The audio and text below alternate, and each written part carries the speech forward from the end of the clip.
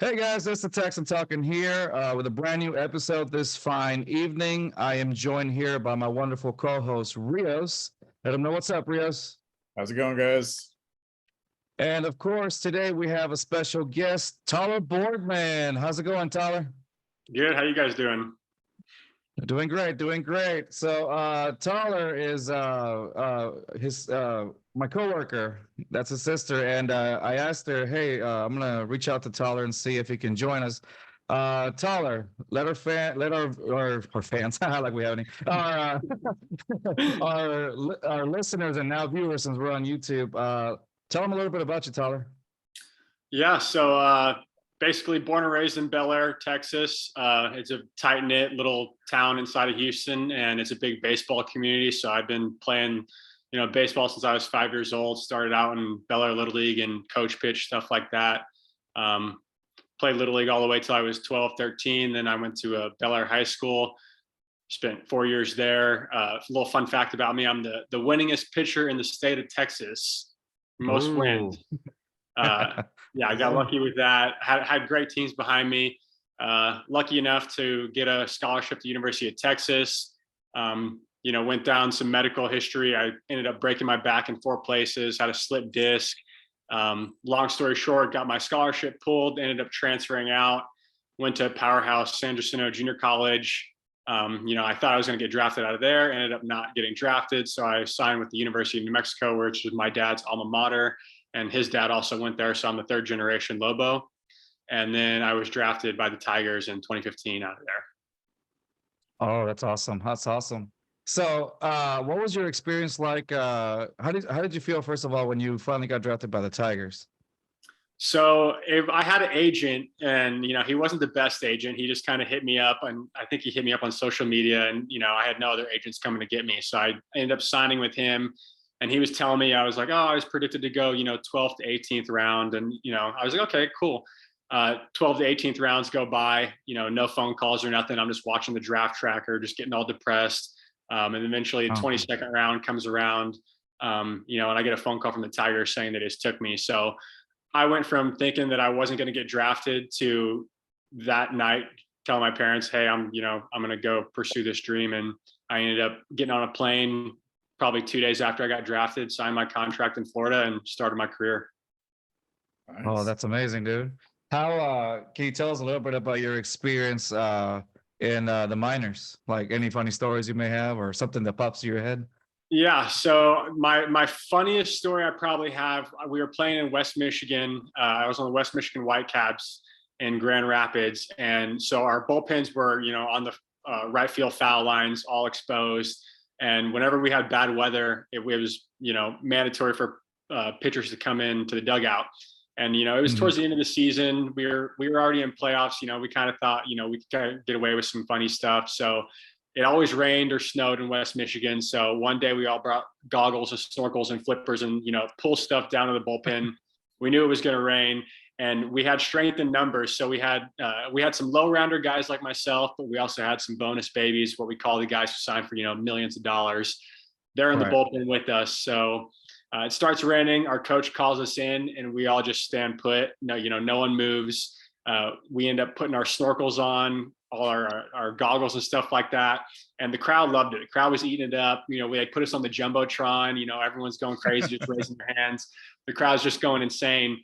And then it finally comes down. Our trainer came, and he said, guys, you better get your ass in the dugout right now. Coach is pissed. So then we all kind of got a little scared. We ran in the dugout. And after the game, he didn't really, he was talking about the game.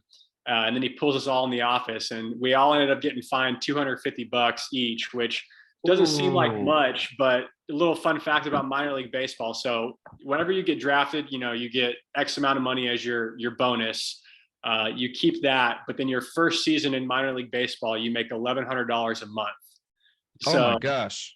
They took $250 as a fine right off that $1,100, and then you're paying all these other fees and rent. So $250 to me was like, that's thousands of dollars to what a major league fine would be. Right. Oh my goodness. Yeah. But it was well worth it. You worth it. No regrets, right? No regrets. No regrets. Oh my goodness, dude, that's it's insane. So one of the things that we saw, I can't remember, I know it was Rob Manfred. They asked him how did he feel about like the minor leagues getting paid almost nothing at that level, and he kind of brushed it off when he said that. You've obviously experienced it, as you just said. Were there times when you just really struggling to make it with that type of pay that they were giving you, or anything like that?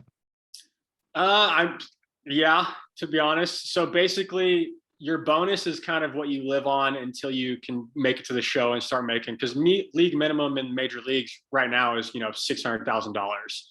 Oh So if man. you get called up, you're making that money. But my parents, my dad's a doctor, mom is a nurse. They told me to Right. invest all my money. So when I got my signing bonus, I put it all in the stock market, and it's still in there right now. Nice. So I was basically just doing my best to live off those $1,100 a month paychecks, and then you're Right. getting taxes and you're paying club fees and all that stuff. I was fortunate enough to have a host family, which we just paid $150 a month, and we had unlimited food. We had most of the time they had nice houses. Like I lived in this 2-story house. My host Oh, family nice. had a boat, so we got to take the boat out whenever we had our 4 off days in 150 days. Nice. But yeah, it was a struggle. Some guys, if you had wealthy parents, they could help provide for you. But then you had, guys from the Dominican, Venezuela, Puerto Rico, stuff like that, who, they had no money coming in, and they definitely, it was a struggle for them to survive off that little money. But my favorite thing Yeah. is Rob Manfred called us seasonal apprentices. Yeah. Mhm. Wow. Yeah. Seasonal Seasonal apprentices. apprentice. Yeah. Jeez, man, even labels out too. That is insane. Just Yeah. seasonal apprentices.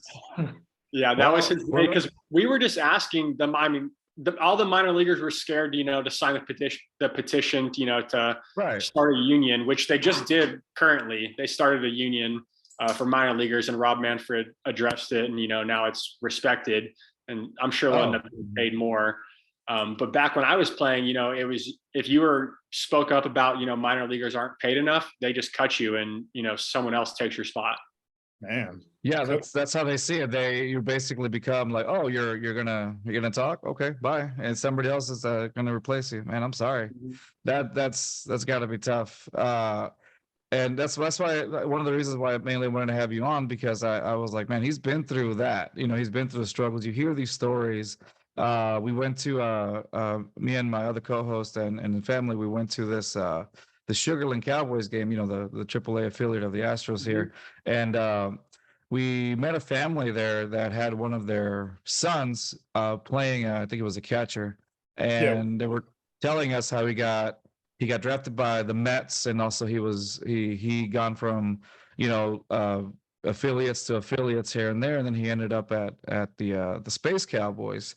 And they mentioned a lot of those stories that it's tough. They try to make it to every single game, but unfortunately sometimes that's the road you face, where you're struggling, like you said, and things like that. That's why I was like, man, I just wanted to ask somebody, and I'm glad that we got to ask you that, how, like, your perspective of it, obviously, since you actually lived it.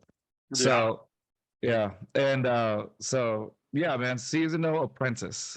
That And is, I had plenty of, not teammates, because the Tigers, we were fortunate, we had host families where we were, but I had other friends in other organizations where, they're splitting a 2-bedroom apartment with 6 to 8 guys. You got a guy in the kitchen, you got a guy in the living room, you got 4 guys in each bedroom. Like, it's a 2-bedroom, 2-bath little apartment. And the fun fact is about this too, so you have to sign a year-long lease when the season itself is only 6 to 8 months for the minors. And say you get transferred, whether you get promoted or demoted, your name's still on that lease. So you as a player are responsible for either finding a player who comes in to take over your part of the lease, or if no one does, you're screwed paying 2 rents in 2 locations. oh my God, with that same amount of money that you're probably getting. Oh my gosh. Yeah. But yeah. if you get promoted in the season, so if you go from, single A to high A, you get $100 a month bonus. So you go from 1,100 to 1,200. Oh man. Okay. So yeah, the lavish life. Oh man, yeah, living the luxurious life right there. Oh, Yeah. $100. Yeah. Oh man. Yeah, no, that's brutal, dude. I'm sorry. No, like you said, Never I knew know that. you had what was that? I never knew that's. I don't think it got paid. Not much, but I didn't think it was like that little. $1,100. Mhm. That's the thing. Like we would go out to bars and stuff, and all these, girls would think, oh, we're professional athletes, blah blah. And like little do they know, like they're making more, probably 3 times as more as we're making. When Man, we got 10,000 people coming to see us, but Say, girl, who's paying this tab? Because yeah, yeah. who's paying this wait, my tab? Yeah. account's set up. I'm not gonna get paid till next month, so Yeah, waiting for that direct deposit to hit soon. No, Yeah. yeah. Oh Yeah, I man, can so remember that's a good. my direct deposits were four after taxes. They were 440 every 2 weeks. My God, Yeah, 440. yeah, Jeez, that's insane. Yeah, yeah. that is crazy. And then like the craziest thing is that after all that you have to pay all the fees you have to pay, and like you said, you had guys that would like sleep out there on the floor, on the kitchen, and stuff like that, and you still had to go to like the games that were like out of town.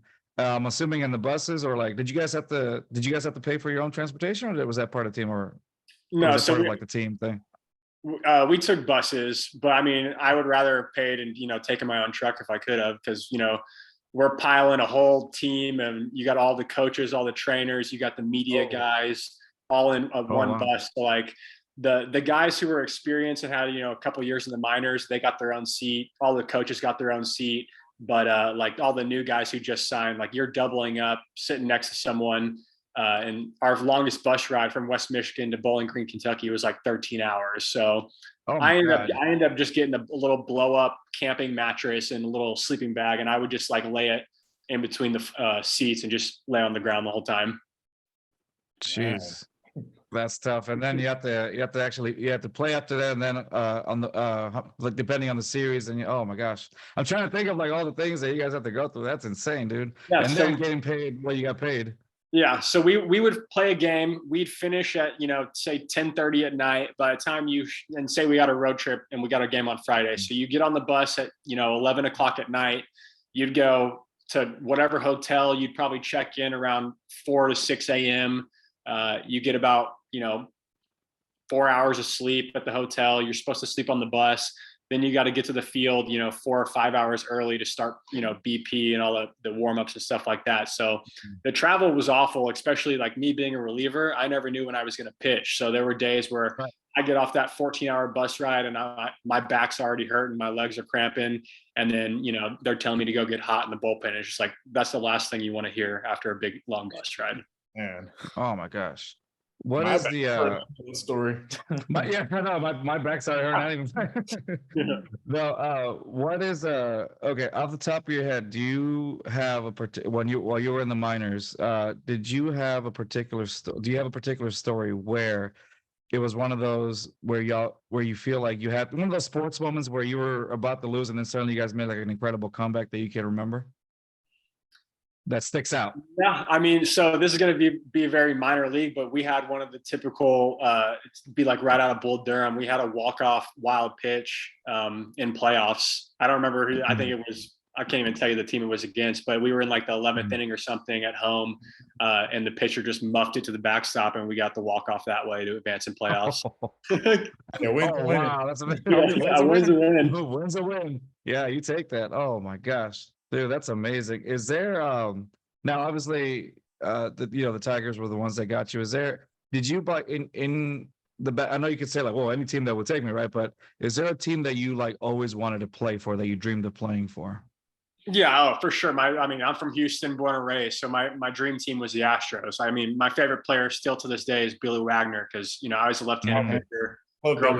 Growing up in the Astrodome, I'd go with my grandpa and my family and watching little 5'8" Billy Wagner throw 103 miles an hour. Like, he was the man. So I wish I would have gotten taken by the Astros, but at the end of the day, when you're in college and you're getting a chance to play ball, you could care less who picks you as long as someone does.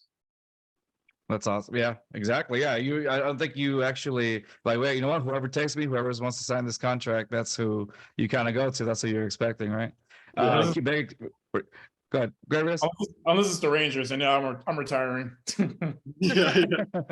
You're like Dallas. No, not doing that. I'm gonna I'm gonna go. I'm gonna go to the minors.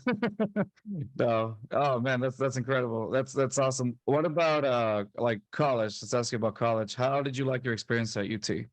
So UT was, I mean, the best 2 years of college life that you could possibly ask for. Being a D1 athlete at a major school like Texas, where in Right. Houston, you're either going to A&M or Texas. Right. So, going, especially the nightlife in Austin, we're not paying for anything. Yeah. Everything's covered. I'm 18 years old and, going to 6th Street and you get in any bar you want, Right. you go to fraternity parties and, you're basically treated like kings. It was awesome. And then I went to junior college right after that and it couldn't have been the complete 180. It was just the worst. Not bad. And what about University of New Mexico? Did you like that? Which one did you like best? Is there a certain like? I went to New Mexico. So another thing too. So whenever I transferred out of UT, they basically, the school you leave gets to say what schools you can or can't go to. So usually they ban you, from like Big 12 schools, so you don't play against the competition, stuff like that.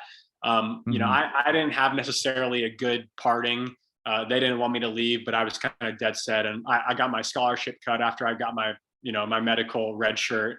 I basically kind of put my pride on the line, and I was like, you know what, I can go play somewhere else. So they banned me from every school in the state of Texas. I got banned from SMU, and SMU doesn't even have a baseball team. Yeah. Just in case they start one, you're banned from it. Yeah. But it worked out because my dad's born in Gallup, New Mexico. He went to UNM. His dad went to UNM. Right. I have all his extended family. They lived in Albuquerque, so it's kind of like my second home.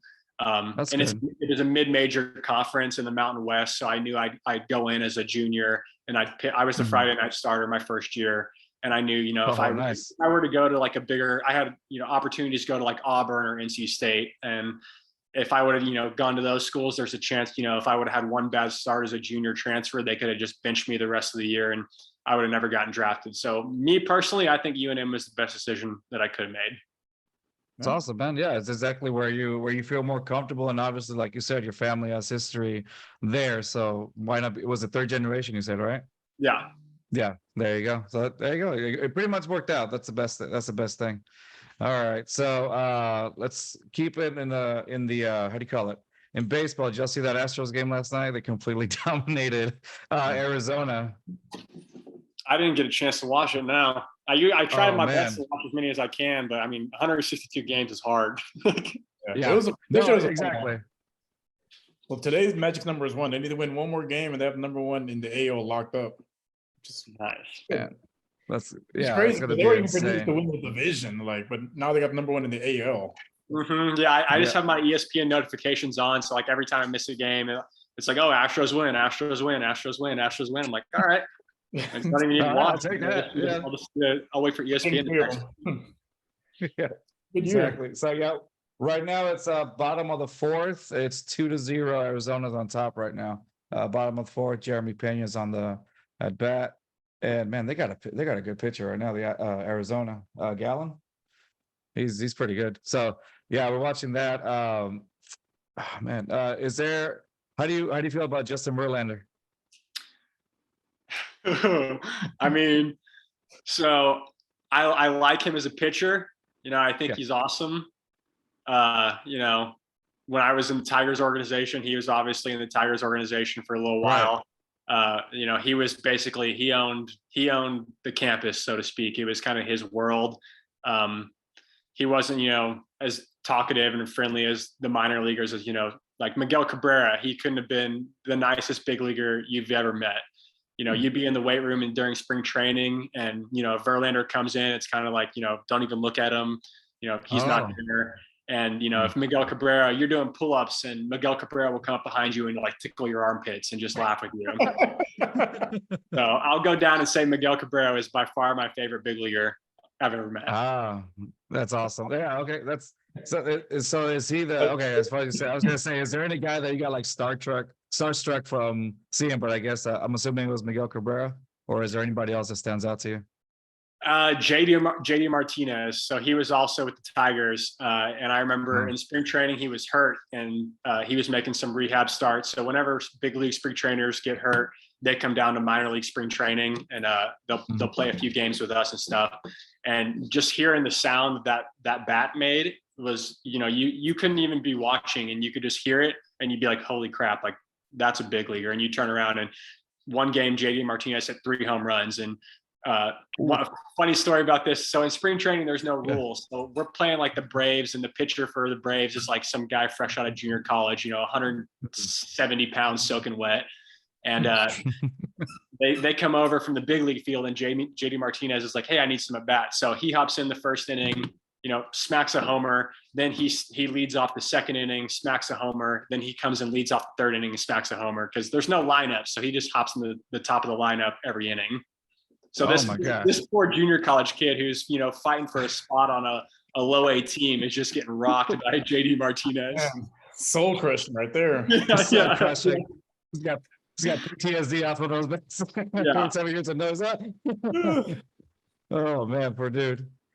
Oh my gosh. All right, man. It's so great to hear your stories, dude. We always kind of wanted to know what it was like, or like a little bit of the experience, And so like hearing your side of it actually is pretty awesome. So, is there anything you would say to a young kid coming up from high school? Any advice you would give that kid? I would say number one is you got to make sure you love the game because, at the minor league level, you're not doing it for money. You're not doing it for fame. You're playing. I think we had 140 game season, and we had maybe, 5 or 6 off days, At our longest stretch, we played like 20 something games in a row. So it's a dog eat dog world. You're riding buses. There's no airplanes. There's none of that. You're eating peanut butter and jellies. You're eating, sometimes just ham and cheese out of the packages because there's no bread in the clubhouse, stuff like that. So make sure you love it. And if you love it, it's an experience of a lifetime. I always tell people that even though, it's fun to talk bad about it a little bit here and there and jab it, I would go back and do it again over and over for sure. Yeah, that's awesome. So, yeah, makes sense. All right. That's awesome, dude. That's great to hear. All right, let's talk a little bit of football. So I know you're a Bills fan. You're a Bills fan. How did that come about? So basically, I've been a Texans fan since they first started.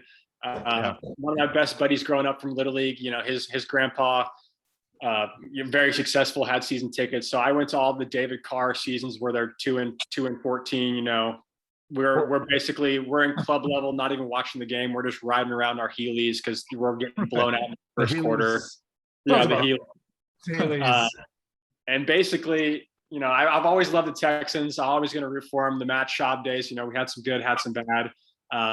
But now I just kind of got tired of, being mediocre. So I have a friend from high school, played baseball with him. His parents are from Buffalo, and he's a diehard Buffalo Bills fan. And we'd go to Little Woodrow's over in Bel Air and watch the games all the time. And, he's just so energetic, so into it. And I was like, man, I want to experience that. So I was jokingly asking him like, hey, I'm thinking about, just trading teams.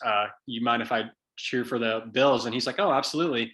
So ever since then, I've been part of Bills Mafia, and then even in my Twitter bio, I have honorary Bills Mafia. Nice. There you go. Did you have to sign the form, the application to sign in? The application is just breaking a table. Yeah, I was gonna say you have to get put through a table. That's your initiation to join the Bills Mafia. Is going through a table. Yeah. Oh, that's amazing. They're awesome party with the tailgates, man. I still remember that one ticket that went for the Bills. I didn't even make it out of the parking lot. I was already drunk. Yeah. Once we got out of the car, they tossed us the beer. Like, what? Oh, okay. Yeah, Bill. In Buffalo, New York is not exactly nice weather, so those guys they're drinkers for sure. Yeah, I remember they would post it on Twitter all the time, asking people to come in and help them shovel the snow right before game time or something like that to help them out. And people would just go in, volunteer. Like, what did they say? Get like a ticket or something, and then you just go and just to help you shovel or whatever it was. And people do it, man. That is dedication. That is dedication. The Texans were like, "Hey, help us with this AC." I'm like, "Nah, we're good. I don't need that. We're good. Y'all can fix it." No. Yeah. Next time. Yeah, no, I understand. Usually we reference a lot of these stories where, because Rios and I basically saw this whole matchup situation like literally 10 years ago unfold. And then I wasn't too much of a fan of the Texans when they had David Carr, but once I started becoming a fan like in 2011. And that's when they had like that number one, number two ranked defense. And they were called, remember, I don't know if you remember, they were calling the Bulls on Parade, and that's where that started. Because they had such an aggressive defense. And then what was it? Matt Schaub went out with was it a Liz Frank injury, Rios, I think, against Tampa Bay, and they had to put TJ Yates in, and he had to, as a rookie, like he took the Texans to the playoffs for the first time ever against the Bengals. Basically, his nickname, TJ Yates, the Bengal Killer, because every time they played against TJ Yates, they always lost, and they had a decent, team. Not good, but kind of decent. And and so now, fast forward 10 years later, you see when it started with TJ Yates with the backup quarterbacks just kind of not being the elite quarterback that you would expect. Like, you kind of see that still now with the current quarterback that we have, Davis Mills. And it just seems like the story over and over and over again. And it's just for that reason. And I guess that's what got you kind of in the going over to the Bills. Is that correct? Just the mediocrity of the same story over and over again. I mean, when your favorite memory as a Texans fan is Andre Johnson just pummeling Cortland Finnegan, then it's time. I want that statue outside of energy of him pummeling Cortland. We need that statue. Send it to him. Oh man, yeah. I think I was there at that game too when it happened. That was the best part. Like, what's happening? Oh, Andre Johnson's getting injected. And then this is what happened. Oh man. Yeah. Yeah, no, it's still to this day. It's funny to me that whenever like it goes to autograph sessions, people post it on Twitter like, look, he signed my picture, and it's him beating Cortland Finnegan, and he still does it. Oh, it's the funniest thing ever. But yeah, definitely a Texas moment for life. But yeah, and one of the things we talk about is like, we felt great coming in with Deshaun Watson. Like, finally we got a quarterback, and then all that happened. And so here we are again, back to square one, as per se. We got we got a pretty decent up and coming running back. Our defense is pretty decent. It basically looks like the Texans from like 2013, maybe even worse. So it's like the same story over and over again. So it is what it is. But what's that? It's a revolving door quarterback. Yeah, revolving door quarterback. So let's recap. Did you catch the Dolphins and Bills game this weekend? I did, yeah. It was crazy, wasn't it? Yeah, no, I just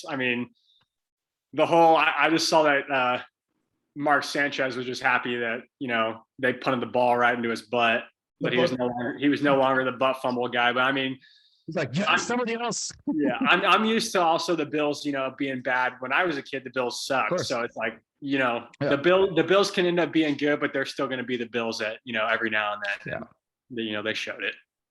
It's like the Browns being the Browns kind of a thing. Yeah. And it's just how it is. You see, there's a reason why the nickname is there. Did you expect the Dolphins to be where they're at right now? Nobody saw that coming, right? Yeah, the Dolphins. Yeah, no. Like, is Tua hurt though? Is he going to be out for an extended period of time? He's playing tomorrow. He's playing tomorrow. Yeah, he's playing. I think supposedly it looks like a concussion because it looked like a concussion because he was wobbly, but they said it was a neck thing. Yeah, it was weird. Like, they were questioning how they, tested him for his concussion, but he's cleared to play tomorrow, so should be all right. Wow. Okay. Yeah, no, that's another team I'm used to just, being at the bottom of the barrel as the Dolphins. So it's weird seeing, all these crappy teams that are just all of a sudden now they get one quarterback, and the same thing's going to happen with the Browns. Once Deshaun Watson starts playing, they're going to be in the playoffs all the time. It's going to happen. Yeah, exactly. And like one of the things is this: when Deshaun Watson comes back, they play against the Texans here in Houston. So come on. And if you don't think that Roger Goodell rigged that for ratings, It's gonna be yes. flex into prime time. I guarantee you right now, it's gonna be flex into prime time. Yeah. They're like, oh yeah, Sunday it's night definitely game right Sunday there. night football. Yeah, Sunday night football or Monday night game, something like that. It's gonna be one of those. It's gonna be flexed in. I'm gonna go with Sunday night football game because I think it's on a. So It's on a right now it's Monday. like a 12. Yeah, it's on a Monday. No, it's a Sunday. It'll be a Sunday Oh, night Sunday. game. Yeah, If they do yeah. flex. It's probably gonna be. Yeah, they're gonna definitely flex that in. It's ridiculous. Yeah, it was like like you said, it was definitely Roger Goodell. Like, oh, you know what? Let's make this comeback game against the Texans. It's gonna sell. It's gonna sell. His You know, inner Vince it's- McMahon right there. He's what? His inner Vince McMahon. He's into Vince McMahon and Rob Manfred. Yeah, because You know, with it's an 11 game suspension, right? Yeah. Yeah, Yeah, like 11, who gets suspended for 11 games? You know, a whole season makes sense. 12 games makes sense. Like make it an even number. You don't just pick 11 games. There was we'll a reason pick behind 11 that games. number. Yeah. Yeah, there was. Yeah, and apparently it felt like it was. It feels like it was scripted because it was like, well, we're gonna do 6 games. Well, you know, at first it was 6 games or something like that, right, Rios? And then 6, and then suddenly they're like, oh no, he deserves a bigger punishment or whatever that the court, you know, and so they like, we're gonna do 11, 5 more games, and it's like, Who was it what in? a Week odd- 13. what Who an was it odd playing? number. Yeah, exactly. So it's definitely one of those things where I don't think it was coincidence. It's straight up like, let's bring him back against the Texans. We'll see how that goes. Yeah. His former team. It's soap opera over here. He's like you say, he's got Vince McMahon writing his stories for him. Yeah. Like Roger, this will be a good storyline. Yeah, Rogers like you're fired. Yeah, stuff like that. Anyway, so And then have Watson dropping the rafters. Like he's like Sting. You're an idiot. You're an idiot, dude. Anyway, all right. So let's talk a little bit of the Bears versus Texans game. You got some stats for us, Rios? Yeah, and they're After very you're done drinking your beer. stats are pretty brutal. So another winnable game. Davis Mills choked to get in the 4th, but like it's crazy. Like usually when a team gets up 281 yards of rushing, you shouldn't have a chance of winning the game. Like should be a blowout. No, we had a chance to win it. It was like it was tied 20-20 in the 4th. They were 281 yards and they're missing their best running back. He was injured like middle of the first quarter. The backup put up 153 yards. Fields had a few good runs. I mean, they were just running up and down. Like they threw less than like 20 passes on the whole game. I'm like, how? Like they're one dimensional. We still can't stop them. Yeah, they clearly didn't follow the game plan because I'm looking at this right now, and apparently Damon Pierce only had 80 yards rushing. He was averaging about 4 yards per carry, 1 touchdown, and his longest run was of 24. Then he's got his counterpart Rex Burkhead, who had 3 carries for 9 yards, averaging 3 yards per carry. And so obviously you could see that Damian Pierce is your guy, but the Texans choose not to give the ball to him whenever he makes a little mistake. We called it in the pregame show. Like I had said it. I was like, if Damian Pierce has less than 30 carries and Davis Mills has more than 15 throws, we're gonna lose the game. And we did. It's exactly. It's one of those things where it's pretty predictable. That's the worst part. And I see that Chris Moore, like I said, he had the longest yards. He had 3 receptions for 63 yards. What's that? 3 catches for 63 yards. But I mean, most of that came on 1 catch, a 52-yarder. Yeah, I saw a particular post where somebody on Twitter, I don't know who it was, they mentioned like, do you think Nico Collins is a bust? But I was like, no, he has his areas where he's open. Like that last play when the interception with Rex Burkhead. Cook and Nico were wide open. Brooks and Nico were wide open, and they threw it to Rex Burkhead, who which is where David Mills got intercepted. Oh yeah, they predicted. Like you watch the film, like he immediately checks it down, and so you watch the film, like teams are starting to break it down. Like, hey, he's going to go for the check down. It's going to be to either Burkhead or Cook. So if you target one of those guys, you can anticipate the throwing lane and pick it off, and which was exactly what happened. Yeah, definitely. Is there now? that's the thing. We talked about it, and it seems like a lot of obviously the person that really carries the blame on this particular loss of this game for the poor decision making skills is obviously Davis Mills as a quarterback. There was countless occasions where you had receivers open, but either once Davis Mills got pressured, basically he can't put his feet right on the ground and can't throw the ball accurately, from what we were seeing. And also he had open targets, open opportunities, but yet nothing was still happening with that. So you left your receivers open. You could tell, like I said, I feel like these receivers are making their plays. I just don't see Davis Mills making the correct decisions to throw it to those receivers that are open. And there were people post a lot of those things on the coaches film on Twitter, and you can actually see which receivers were open, especially like going back to that play that you mentioned, the last play where Davis Mills got intercepted. Both Nico Collins and Brandon Cooks were open. And those are two of your biggest weapons that you have. Literally, one of them is 6'4" or something like that, right? Yeah, So it's like it's definitely well, and like so so again, we go against the Chargers. The Texans go against the Chargers this weekend. Rios, what do you think the Texans need to focus in order to make this game somewhat competitive, which I think you and I both know it's going to be a beating? if they want to win, keep the ball out of Davis Mills' hands, give it to Dameon Pierce. Bosa's after the season. They're banged up on defense. Like, you just run the ball. Just do not let Davis Mills throw more than 15 times. If he throws more than 15 passes, you're losing that game.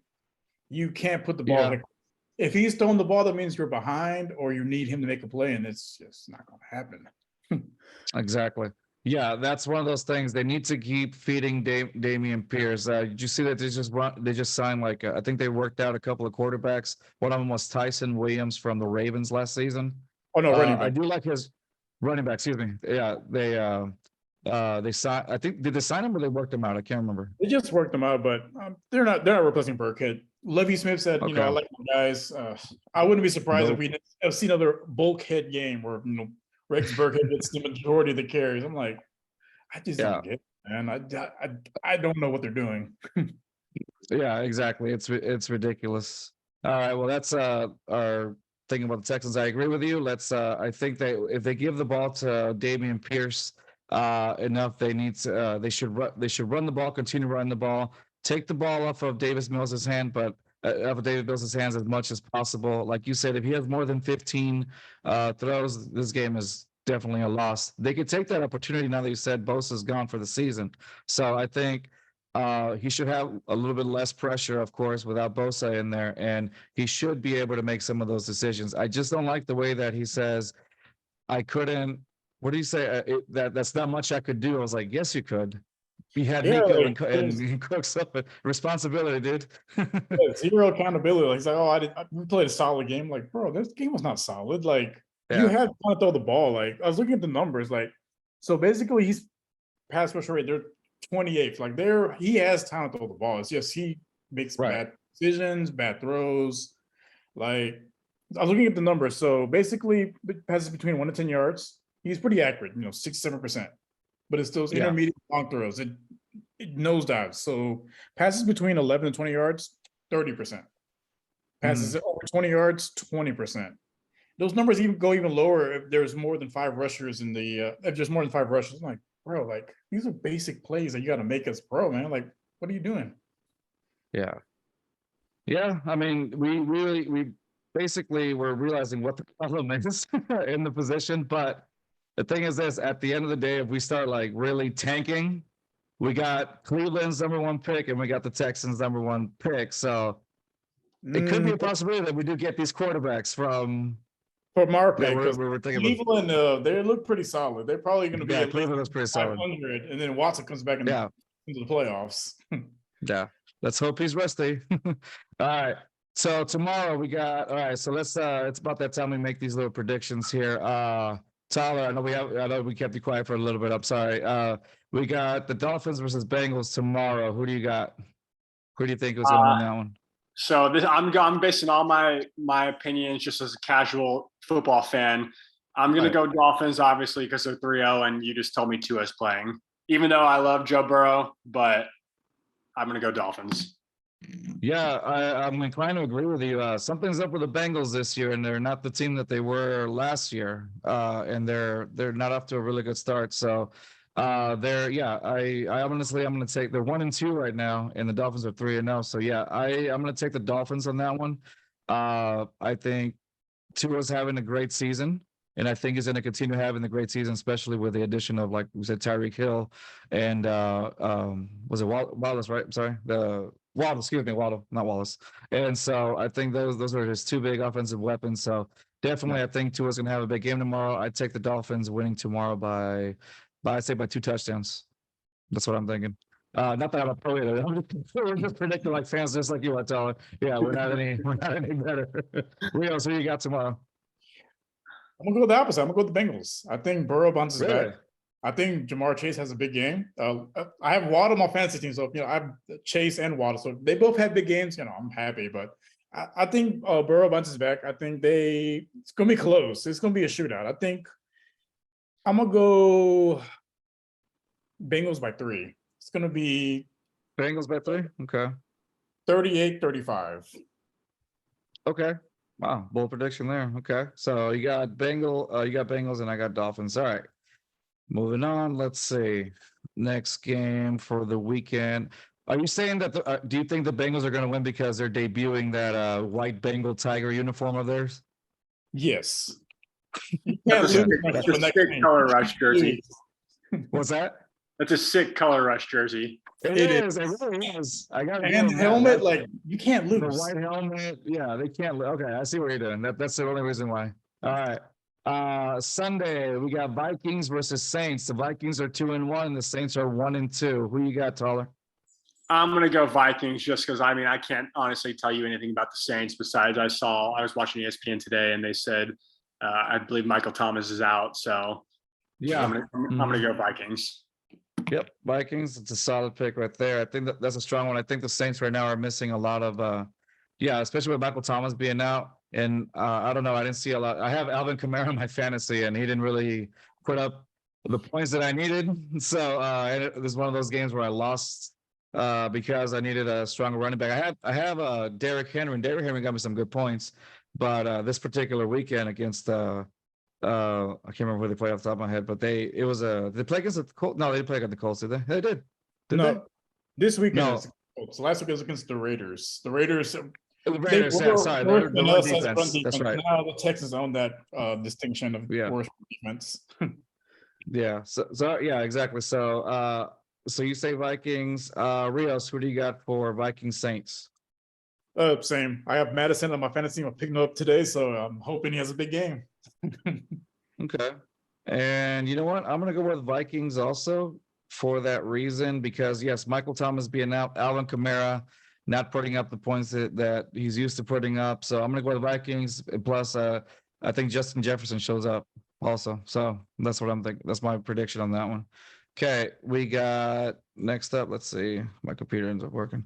Okay. Browns 2-1, Falcons 1-2. Taller, what you got, bud?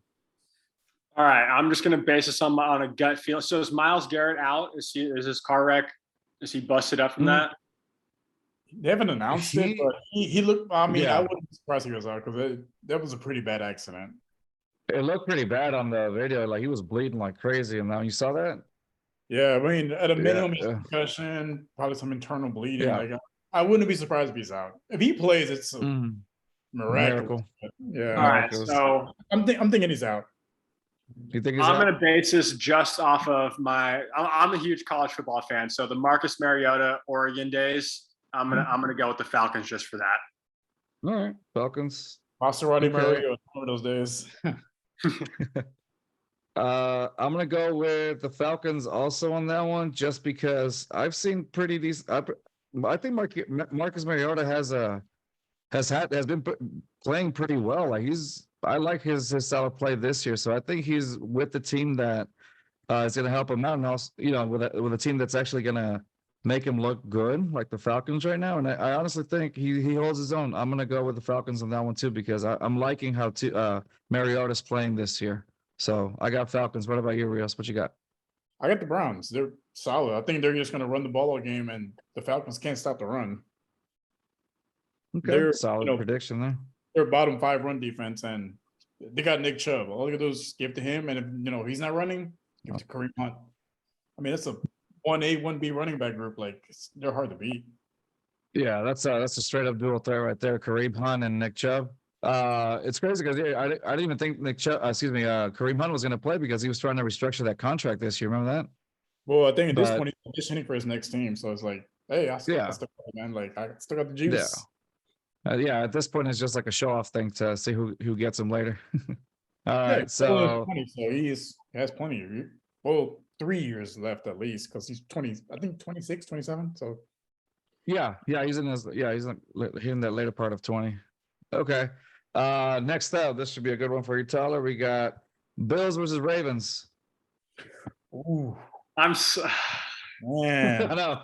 I'm picking the Bills just because I'm part of Bills Mafia now. But yeah, I honestly, if the Ravens win, I'm not going to be too upset. It could go either way, in my opinion. I like Lamar Jackson. I have nothing against the Ravens, but just for my part of Bills Mafia, I got to pick Bills. Okay, understandable. Got to pick the fan base. Yeah, Lamar. You're right. Lamar Jackson's playing crazy this year. He always kind of balls out, but man, this year he's doing pretty good. Remember whenever before he was drafted, they were trying to say that he was going to be a wide receiver because he couldn't play quarterback. Yeah. Egg on my face to all those NFL scouts. Oh yeah, good job. Yeah. Remember, these are the guys that also said that J.J. Watt wasn't going to be a big star. He wasn't going to be big. He's not going to be a very good pass rusher. I was like, how'd that work out? Yeah, so definitely Bills. Okay, Rios, who you got? Oh, just keep drinking. It's okay. No, it's a tough one. Man, Lamar's he's balling out. Like, so I had him on my fantasy team last year. He let me down. So I was like, he's probably gonna have an off year. See, he pulled the Aaron Judge, bet on himself on the contract year. It is paying off handsomely so far. He's going to be the highest paid quarterback next year. But man, he's balling out. Yeah. Right. It's hard to keep into Ravens now. I mean, their defense is suspect because they have a lot of injuries. Man, it's a tough one. I'm gonna go Bills, man. It's gonna be a close one. It's gonna be decided by field goal.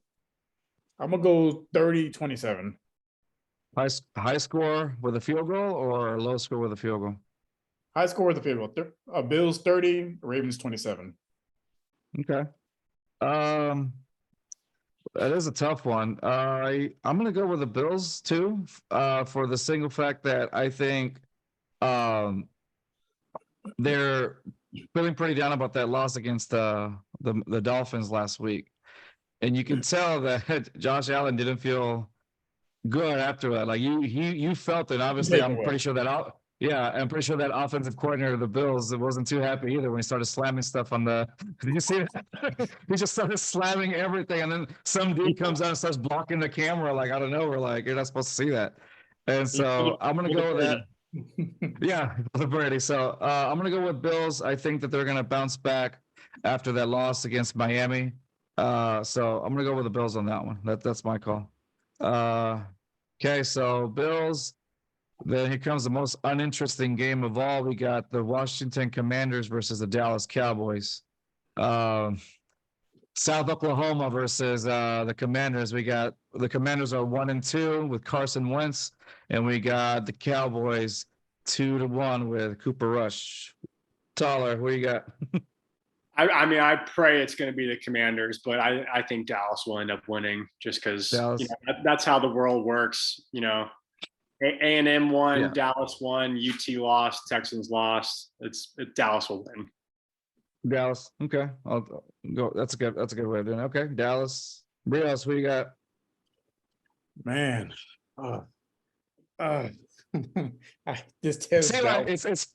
it's funny because like the game we were talking about before, Bills versus Ravens, it was hard to pick because both teams are good.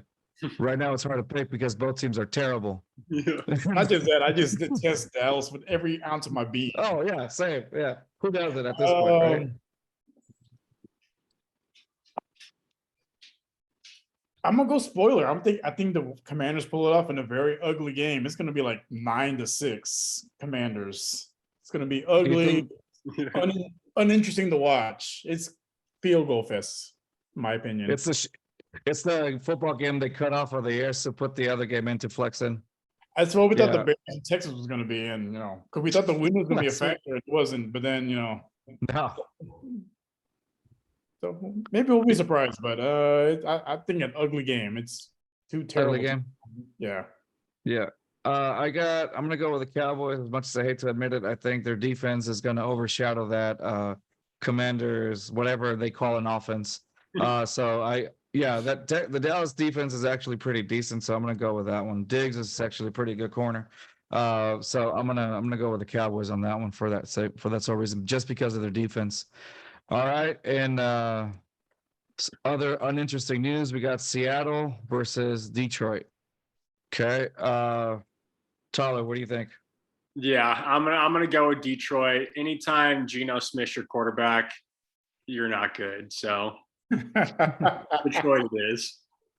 The inconsistency. Yeah, like I was praising him week one because that game against against the Broncos with the return of Russell Wilson to Seattle, he actually played a good game, but it's then you realize it is Geno Smith. Like you said, it is at the end of the day, Browns are gonna Brown, Bills are gonna Bill, Geno Smith is gonna Geno Smith. Yeah. So so you take Detroit for that one, right? Yeah. Okay. Rios, what do you think? I'm going to Detroit also. I mean, they were a surprise team. They played really well. Who would have saw Amon-Ra being one of the leading receivers in the league? Like, Mm-hmm. I don't even think he saw that for himself. Like, bro, he's balling out this year. They're missing DeAndre Swift, but Jamal Williams just as good as a running back. He's a different type of runner, but he's still just as effective. And they're going to be a sneaky team. Like, I think if they can, stay healthy, I wouldn't be surprised seeing them in the playoffs. Yeah, I think so too. Yeah, I think they can actually make the playoffs this year. Like you said, Robbie with being the good receiver this year, that to the shock of like everyone, including came out of nowhere. Him, his mother, his family, they're all surprised. Like, you're capable of this? What is this? Yeah, definitely. Yeah. So I'm gonna go with Detroit also for that same reason. I think they can beat Seattle again, also for the same fact that you got Geno Smith, his being inconsistent quarterback. But yeah, I'm gonna go with Detroit. So Detroit also for me. Okay. Next we have you ready? Chargers, Texans. Chargers are 1-2. Texans are 0-2-1 because of that tie. All right, Tyler. I don't think you really have to tell us this, but might as well. It's just for fun. Who do you think is going to win? So I think the Chargers are going to win, but I'm going to hope the Texans win for your guys' sake. And I saw that like half the Chargers are out, so who knows? Something could happen. Yeah. Again, they're already. It's like every time we play the Texans, half of them go out. Oh wow. Okay. Okay. So the Chargers, just because they're missing half the team.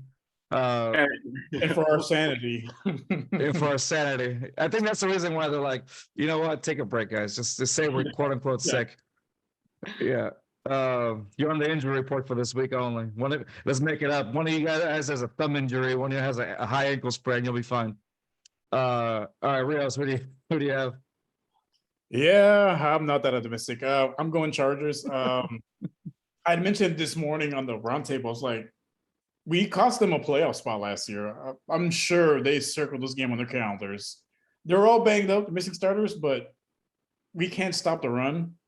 Herbert with 3 cracked ribs probably can still throw for 300 yards. The running back's gonna have 200 yards. It's gonna be an ugly loss. It's gonna be like at least 30-point loss. Do you think we score any touchdowns this game? No, it's gonna be like 35-3. It's gonna be one of those they cut off at halftime. You know what? We're going to a more competitive game because this game is over. We're going to a more competitive game to put the Commanders Cowboys game on instead. No, I agree. I think the Chargers also, not because I'm not optimistic, but because I'm being realistic. I don't think that the Texans are going to do great against the Chargers. I'm slowly losing my faith with Davis Mills Well, based off of and I think a lot of fans that were right behind him at the beginning of this season are too. Do you see that guy that threw away his jersey? oh yeah, we posted. Uh, He had it framed. Like, why? I'm sure those people laughed at him. Like, why would you frame Yeah. the? How hard was it from the movie? Like, how hard did those people at the framing store laugh at you when you presented it when you told them to frame this for you? Like framing a Yeah. Tebow jersey. Like, why? Oof. It's like framing a Like- Brock Osweiler jersey. The thing with Mills is like he has a lot of stands on Twitter. Like, I haven't seen anyone defend a backup quarterback this hard since Tebow. Like, I just don't get it. I really don't get it. Yeah. Like, I know Tyler, our if you haven't seen much, bad, but bro, that's just yeah. bad. Tyler, if you haven't seen much of Davis Mills, you're not missing out much. Just think about the Brock Osweiler years. Oh Just yeah. about, yeah, No, it's about of, the same. a less athletic David Carr. That's rough. Where'd he even go to That's very- college? Less athletic. Stanford. Stanford. He when he came out of college, he was proclaimed by a lot of people as being the next Andrew Luck. That didn't have. I know. It baffles me. Less athletic, less talented, little brother maybe. But other than that, no, it's just. I don't know. It's basically like watching Kirk Cousins play in prime time. There's no, it's non-existent. That's So, perfect example right there. Kirk Cousins is on the list of like the top 20 most favorite NFL players at the moment right now. I think he's like number 12 or something. You like that? How? That was his thing. You like that? Yeah, I saw it on Twitter. Everyone was like, "How the hell is Kirk Cousins on this list?" Yeah. How? And what? My mind is blown out. Yeah. Of all the players in the league, I could name like 10 players on a single team better. Like, oh my god, that is awful.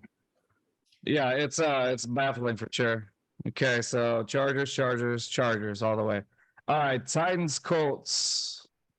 Ooh. Who do we got? Remember that's Colt. I know we were talking about the Colts last week, but they did beat the Chiefs. So that was a surprising one. Yeah, they did beat the Chiefs. So Tyler, what do you think? What do you got? Titans, Colts. I'm gonna go with the Colts. 2 reasons. I've always had a soft spot for Matt Ryan. I don't know why. He throws ducks for a living, but I just like him. I think he's got a good smile. And Ryan Tannehill, he's had some good days, but at the end of the day, he's an A&M guy. I was a UT guy, so I can respect that. Understandable. I just have to root against him. I can respect that. No, I agree. Point taken, sir. Colts it is for you. Rios, what you got? I'm gonna go tie. What? I'm gonna go tie. What is it, soccer? Bro, come on. What are you doing here? Yeah, I'm gonna go tie. Like there's no way. They're gonna pull the Texans and Colts. It's gonna be a tie. No, it is not gonna be a tie. Are you serious? I'm being serious. I'm calling it now. What's in that cup, sir? Because it's gonna be a 2020 tie. I'm calling it now. No, really? You're gonna go with a tie? All right, you soccer fan. They're equally matched, and yeah. Okay, so you're gonna go with a tie. That's all right. If that's what you're gonna go with, I'm gonna go with the Titans. No reason why. I just have Derrick Henry in my fantasy, and I want him to run like crazy on that. So I'm gonna go with. That's the only reason why. There's no reason why I care for the Titans. Those fake Oilers. So I just want to make sure. Yeah, exactly. No reason why. So just for Derrick Henry because I chose him for fantasy. That's the only reason why I'm predicting that. Okay. Crazy. I'm another person to predict tie. So this morning on the roundtable, the guy that's he writes for the Colts. He also predicted a tie. And I was listening to I was backstage. I was listening to his reasoning. Like, he's making a lot of bad points. Like, I wouldn't be surprised if it was a tie. And that's why I'm going with a tie. Okay. He had a different score than I did, but I'm going 2020. It's going to be low scoring. It's going to be ugly. All right. So tie. If I see a tie on Sunday, if I see a tie on Sunday, I'm gonna lose it. All right. Next game. Bears versus Giants. Oh my god. Bears versus Giants. Justin Fields, who barely throws the football. Yeah, they beat us last week. So that Yeah. tells you exactly we are. how But the yes. Giants also lose to the Cowboys, so Yeah, it's exactly. pick your So poison. it is, it really is. So let's go with Bears versus Giants. So Tyler, who do you think? Yeah, no, I'm gonna pick. So the Bears obviously 2-1, but they beat us, so I'm not gonna count that. But at the same time, Giants, Giants lose to the Cowboys, which is a shock to me as well. So I'm gonna go Daniel Yeah. Jones anyways, though, and Giants. You're gonna go with Giants. Okay. Giants on that one. I like how Saquon's running. I know that the Bears defense, run defense is not so great. So I think for that reason, I'm going to go with the Giants as well, just because of the Bears run defense. And I don't think that Justin Fields is going to throw that many footballs. He's going to try to run it, but I know that the Bears run defense is probably as bad as ours. So I don't expect I don't expect the Bears to win that one. So I'm going to go with the Giants just because of, again, the Bears defense, the run defense, and Saquon Barkley's getting back on it slowly. So that's my take. Rios, what do you got? Well, I won't say going to do bad because I'm going against them in fantasy, but realistically speaking, the Bears have the 31st ranked run defense. Texans are 30th. Saquon's gonna probably have a big game. I'm gonna lose in fantasy, but yeah, I got Giants. I mean, they don't have they're not gonna have an answer for Barkley. Receiving, rushing, I'm calling it now. He's gonna have at least 200 plus total scrimmage yards. Giants by like 21. 21 to 6. Okay. All I right. don't see the Bears scoring a touchdown. Again, they can't throw it, and they're missing Montgomery. Yeah. They're not going to win. They're having the same issue that we are. Remember, we had Ryan on last week from BAM Sports, Chicago, who's a long time Bears fan. Again, he mentioned on the podcast that he's born in '85, that year that the Bears went to the Super Bowl, and he mentioned the same thing, that they really don't throw the ball, and we saw that also with Justin Fields. It seems like a similar team to the Texans, but better because they took the win last week. They have the same problems: an inconsistent quarterback who's not so accurate, but with a decent defense. Except the running defense is not so great. Again, it's just like two similar teams, so it's understandable. It's like split image of it, right? Now on to a more exciting game. Surprisingly, one of these teams, actually both of these teams, you would call exciting. You got the Eagles versus the Jaguars. Eagles are balling out. That's going to be a good game. Eagles are balling out, and surprisingly so are the Jaguars with Trevor Lawrence. I think Trevor Lawrence is finally having that year that he was supposed to have if it weren't for Urban Meyer. So it looks like Trevor Lawrence is the real deal, at least so far. So Eagles versus Jags, and the reason I'm going for the Eagles on this one is because I have Jalen Hurts as my quarterback on fantasy. So as many points as he can get, I'm all for it. So I'm gonna go with the Eagles on that one. So Eagles for me. Fly Eagles fly. Go ahead, Tyler. What do you got? So I mean, I'm gonna go Eagles also. Just Jalen Hurts, Channel View guy, so Houston native. Yeah. But at the same time, I wouldn't mind. The Jaguars have always been bottom of the barrel for my lifetime, so I would like to see them, pull out a win. I could care less if Philly loses. It doesn't affect my life. So if Trevor Lawrence is pulling out a victory, good for him. But I just think the Eagles are going to win. Yeah, they look like the better team, even though, like I said, this Jaguars team is surprisingly good this year.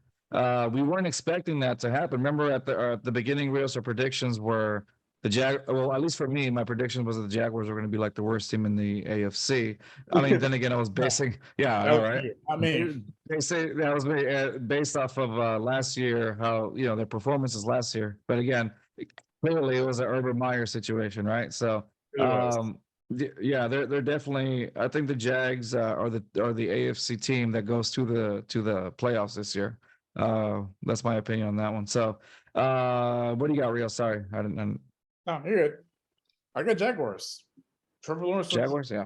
So on the roundtable discussion I'm on, so there's no Jaguars fan. So I'm basically the person that reports on the Jaguars. I've been watching them carefully. You?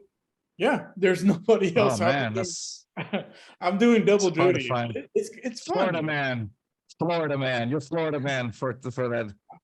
No, but like he looks like the real deal. Like I said, I have to watch the Jaguars highlights because there's no one else to cover them at this point. And no, like Lawrence looks like the real deal. Like he's accurate. He's making the throws short, intermediate, long range. Like he has a running. James Robinson's healthy. There's still a few pieces away from being contenders, but I'm gonna go Jaguars. Jaguars, low scoring game. I'm gonna go Jaguars 21, Eagles 14. Okay. There you go. That's a good one. I like that one. So Eagles, Jaguars, Eagles. Got it. That should be to me one of the better games this weekend. I'll definitely be checking that one out. Okay, next one. Seems like a whatever game. Jets, Steelers. I like everybody's reaction to that. Was like, next. Yeah. No, Jets. Yeah, I saw today that they were already complaining about Mitch Trubisky and Zach Wilson's back. The Jets, the same thing. The Jets are going to jet, but at the same time, I think Zach Wilson has a little swagger. He hits on moms. Mitch Trubisky's is a big old dork. He has Zach Wilson has a dog in him. Yeah. Zach Wilson's got that dog. So I'm going to go Jets just for that fact. I'm basing it just quarterback versus quarterback. All right, we got Jets. You got Jets for that one. Okay, Tyler, you got Jets for that for Zach Wilson's sake or just in general? Yeah, I'm gonna pick the Jets in general, but for Zach Wilson's sake, yeah. Yeah, got it. Okay, that's a good reason for it. All right, so Ramos, what do you got? Jets, Steelers. I'm gonna go Jets also because Zach Wilson also has that dog in him. But wow, I think he brings a different dimension to the offense that Joe Flacco doesn't have. Like Joe Flacco at this point's a statue. Zach Wilson, he's got an injury, but he's still pretty mobile. He can make plays in the pocket. He has more weapons on offense. Like they have more receivers. Like Breece Hall running back. Like I know he's splitting carries with the other guy, but like I think with Zach Wilson, it gives him a different dimension, different wrinkles to the offense. And I wouldn't say they win the AFC, but they'll be up there with the AFC East. Like they'll be up there as far as contending for the AFC East title. Right. Okay, that's understandable. All right, so you got the Jets. So Tyler Rios, you guys got the Jets. I'm gonna go with the Jets also. I just don't see that situation with Trubisky being any good at all. Did you see? Yeah, did you see? Who was it? That receiver that caught that? George Pickett. Yeah. He ended up. There was like a particular clip where, like, I think Mitch Trubisky throws the ball, and I guess he was like wide open. Then he's wide like, up, and he threw the temper tantrum. Yeah, he threw the temper tantrum, and I'm like, oh, that's already causing like turmoil there. It's so not just him. Losing chemistry. It's him, Deontay Johnson, and Claypool. They're open, and this Trubisky's not like. There's no reason on earth that man should be picked so early in the first round. It makes no sense. And Mike Tomlin already came out and said that he's sticking with Trubisky as their quarterback. So that just shows me that like everyone on the team is like, can we get this guy out of here? And he's like, no, we got to have him. Yeah. No, exactly. It's like when you could, what's the worst that could happen? Like, can't be any worse than Trubisky. Like, yeah. Would you take Davis Mills over Trubisky? Oh, I'd take Trubisky. He can at least run. Like, what can Davis Mills do? He gets happy feet and those to those to Brandon Cook's ankles. Brandon Cooks is 5'8". Like, he could go to the ground. Like, that's bad. Someone on Twitter said, what they said this weekend, like someone on Twitter was like, Davis Mills over here throwing Davis Cooks' balls to Nico, and then Nico's balls to Cooks because Nico is like 6'4". Brandon Cooks is like 5 foot something, and he's overthrowing it to Brandon Cooks and underthrowing it to Nico. Like, come on, That's hilarious. hilarious. Throw a jump ball pass. Like, it's not that hard, man. Like, yeah, not at all. All right. Next one. I think this is definitely a one-sided one. Cardinals, Panthers. So I like how Cardinals versus Panthers. I'm gonna take the Cards on that one because I like how Kyler Murray's playing. He's basically on video game mode right now. So I'm gonna take the Cards on that one. Again, I think it's funny, like as you that brought it up last week, that somebody said on Twitter that when he runs with a football, it looks like a toddler stealing something from their parents. Stealing the phone from the parents. And then they showed the clip of him. He's actually done like a toddler that just stole his parents' phone running around. The man running 100 yards sideways. Sideways. He scored a touchdown though. That's what matters. So the man got it. So that's what I'm saying. That's why I'm going for the Cardinals, because I think Kyler Murray right now, he's got the weapons, he's got the mobility to move around in and around the pocket. So I'm gonna go with the Cardinals for that reason. Rios, what you got? Yeah, I'm gonna go Cardinals because Baker is he's terrible as a quarterback. Mm-hmm. I'm not. Baker Mayfield is not. He's. If I was the Panthers, I would be at this point just tank, get another quarterback, because it's either him or Sam Darnold. Like, ugh. Would you take Baker? Would you take Baker Mayfield over Davis Mills? Yeah. All right. Yeah. That's it. That's what Trubisky. No, Trubisky, Baker Mayfield, and like 60 pounds of, and then finally Davis Mills. Is that Look, I would take Case Keenum back at this point over Davis Mills. It's that bad. Hot take for you, huh? Hot take. All right. What of a take? He's in Buffalo. So here's in Buffalo. Tyler, what you got, buddy? Cards or Panthers? So I got a soft spot for the Panthers because Cam Newton's the only other jersey I own besides my David Carr jersey. Yeah, Cam Newton's my favorite player of all time. I'll die on that hill. I love him. He was the definition of swagger when he came out of college, and he basically said, "Yeah." I took that. Whenever he said, "Yeah, I took that money." Respect. Yeah.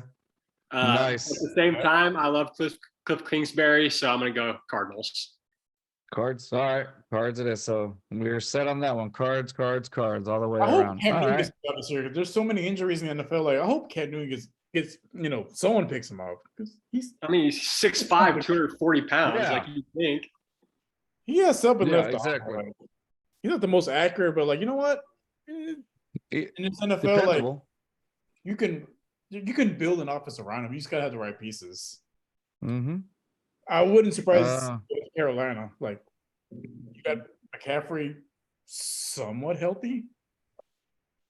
Yeah, he's still not the McCaffrey that we're used to seeing, but he's an upgrade over Baker Mayfield and Sam Darnold. Like, come on now. Yeah, true. All right, we got next one. I think this is a one-sided game, especially after last Sunday night. Excuse me, not last Sunday night. That game against the Bucks. We got the Patriots versus the Packers. I'm gonna go with the Packers on that one. Oof, yeah. I'm gonna go with the Packers on that. Yeah. Right now, definitely the question has been answered. Who made the Patriots? Was it Belichick or Brady? I think we can all kind of agree it was Brady on that one. Right now, Bill Belichick, isn't doing so well with the Patriots. Do you believe? Now, I know he has a history. Would you think this could be the last season Bill Belichick's with the Patriots? I wouldn't be surprised. Really? I wouldn't be surprised. Or do you think they give him a year at least, another year? See if I think he takes his control of his own destiny. He's like, you know what? I'm just gonna retire. Like, he has nothing to prove at this point. Like, he won 6 Super Bowls. Like, he has nothing to prove at this point. Okay. Well, guess one in the bank. He has a hot girlfriend. Like, why keep wasting my Sundays? Let me retire and live in Florida with Brady. Well, Tyler, do you think Belichick stays around for another year, or do you think he if he if the season keeps going the way it is for them, do you think he kind of like just, you know what, let me step aside, go somewhere else kind of a situation? So I Just an think opinion. I think him and Brady. I think out of spite, he wants to outlast Brady. That's my gut. I think he's like Brady won in Tampa, whatever, blah blah. But if he can outcoach until Brady's retires first, then I think he'll walk away. Oh, But I okay. also don't know. I don't know if Robert Kraft would ever have the balls to just fire Bill Belichick, or Bill Belichick is the kind of guy who's gonna he's gonna voluntarily retire. Right. Okay. I see. That makes sense. So you think it'll probably be one of what's that? It can go either way, honestly. He retires early. You know what? Let me stick it to Tom. I'll go one more year. And the Super Bowl. But no, but I do see your point though. I don't think Robert Kraft has it in him to let him say, you know what, you're out, kind of a thing, especially after basically putting the Patriots on the map, really, because after before Bill Belichick, they really weren't anything. There were nobody. Yeah. They were nobody. They were what they are currently right now, besides the Super Bowl championships. Yes, they were getting hot with Bledsoe right before, he got injured, and Brady ended up replacing him. But before that, you didn't really have much of anything from the Patriots, So yeah, I do agree. I think Robert Kraft holds on to him as much as he can, but yeah, he doesn't have it in him to let him know, hey, you got to go, kind of a thing. So. All right, so going back to this Pats Packers, I got the Packers on that one just because I was impressed with how Aaron Rodgers performed against the Bucks this past weekend.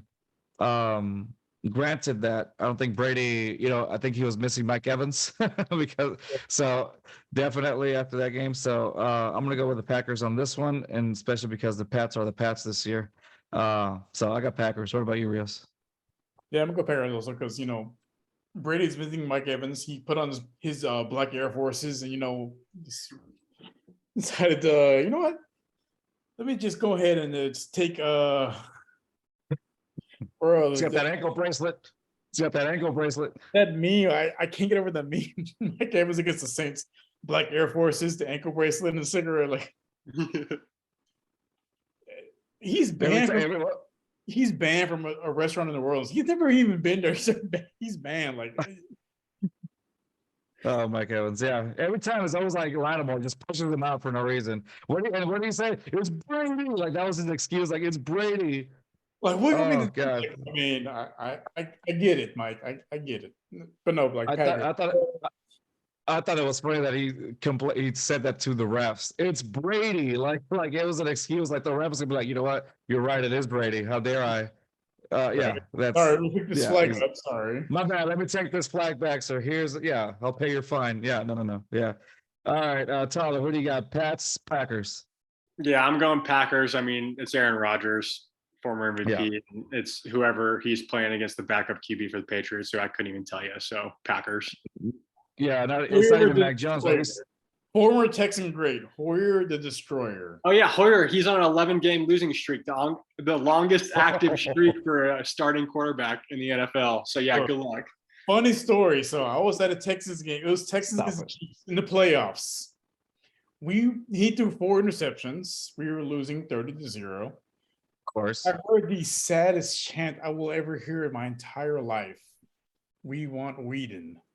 Brandon Whedon. That's who the fans are cheering for. Brandon Whedon. Like that's when my soul died a little bit. Like, oh God, what am I doing? Yeah, that was the Texans backup quarterback, Brandon Whedon, who I think he overstayed at Oklahoma.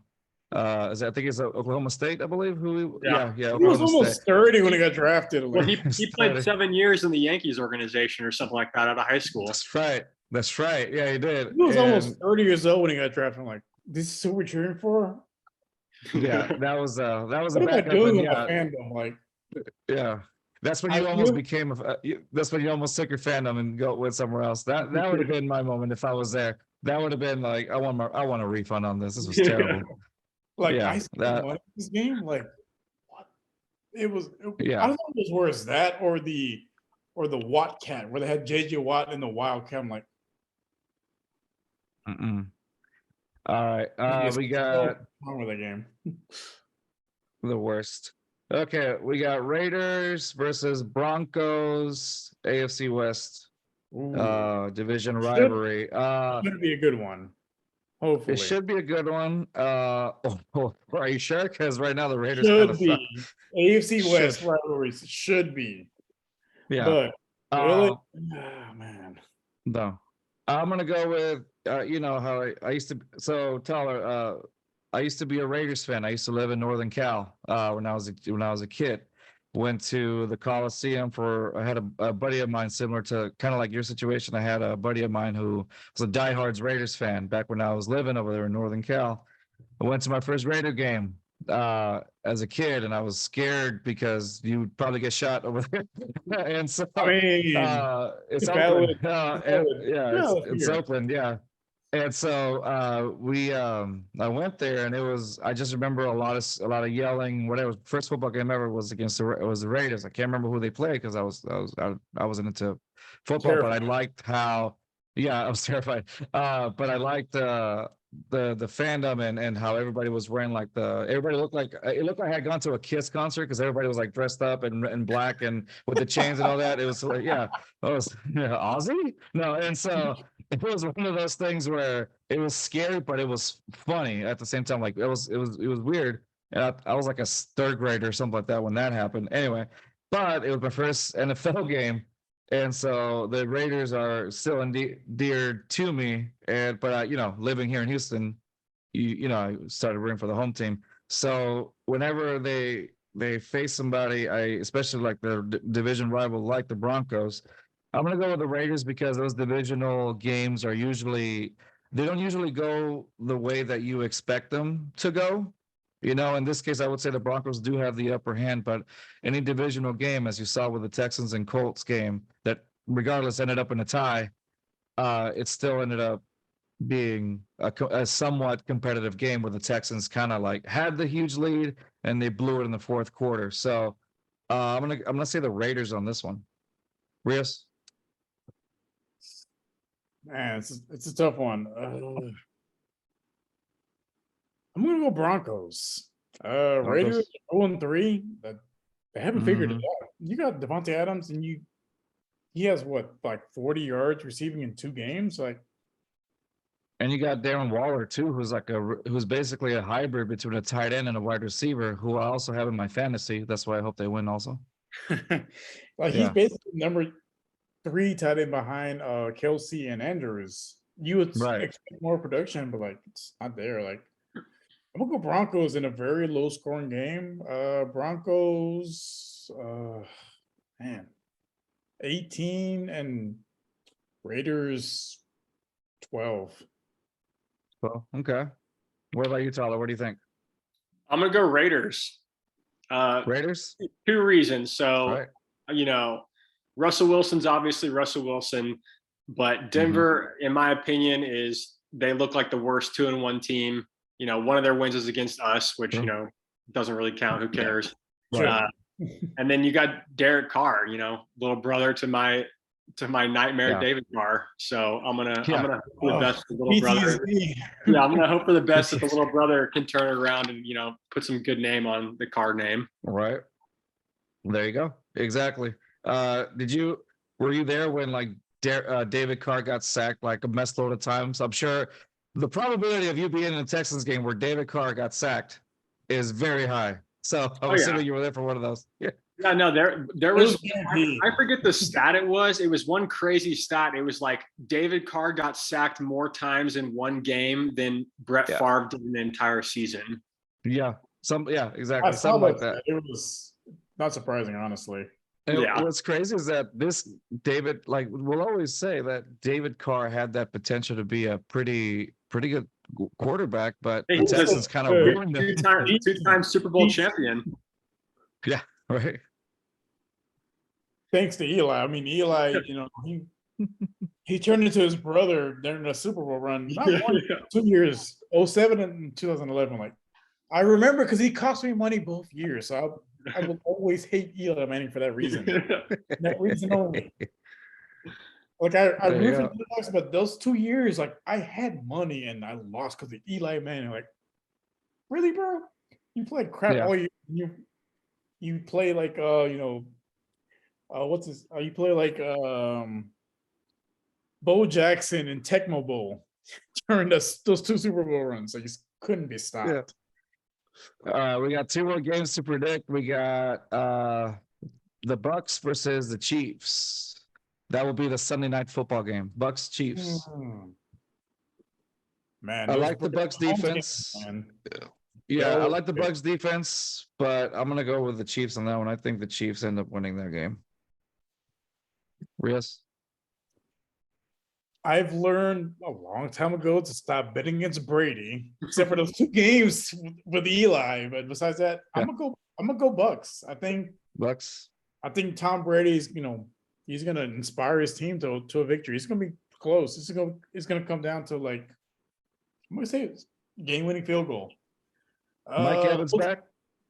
Mike Evans back. Yeah. Brady fired up. I'm gonna go low scoring game. 21-18. Okay. Bucks. 21-18. Okay. And Tyler, what you got, bud? I'm also going to go Bucks, and I'm going Bucks for. I love Brady. I'm a Brady stan. I'm one of those guys where I want to see Brady win as much as I can. If he wins all the Super Bowls, people hate it, and I just love it. And then Patrick Mahomes' little brother, I can't stand that dude. Oh, so Jackson, for that reason alone, I love seeing Mahomes lose just for that reason alone. So I feel you on that one. What is I saw a tweet. It was I wish I could quote people, but I don't know who they are. They're like what did it say?